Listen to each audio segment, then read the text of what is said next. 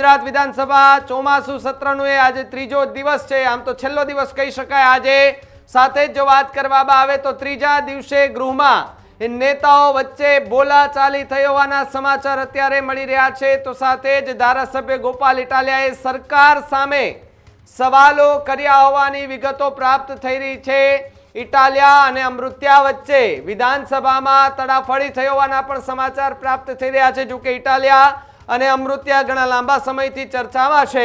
ગોપાલ ઇટાલિયાની ચાલુ સ્પીચે કાંતિ અમૃત્યા એ અકળાઈ ઉઠ્યા હોવાની વાત લોકો બહારથી કામ કરવા આવે છે। આ કાંતિ અમૃત્યાએ સવાલ કર્યો તો બીજી તરફ ગોપાલ ઇટાલિયાએ કહ્યું લોકો છે એ ગેરકાયદેસર બહાર જાય છે એનું શું? આ સવાલ ગોપાલ ઇટાલિયાએ પ્રશ્ન પૂછ્યો હતો। સરકારને ઓવરટાઈમ આપવામાં રસ છે તો પોલીસને આપો, આ પ્રકારની વાત ગોપાલ ઇટાલિયાએ કરી। તો બીજી તરફ બોટાદના ધારાસભ્ય ઉમેશ મકવાણાએ ગૃહમાં એ બિલ ફાડી નાખ્યું છે। પ્રાઇવેટ સેક્ટરમાં પણ અનામત લાગુ કરવામાં આવે તેવી વાત ઉમેશ મકવાણાએ ગૃહમાં કરી છે। અધ્યક્ષે ઉમેશ મકવાણાને આ બાબતે ઠપકો આપ્યો હોવાની વિગતો પણ પ્રાપ્ત થઈ રહી છે।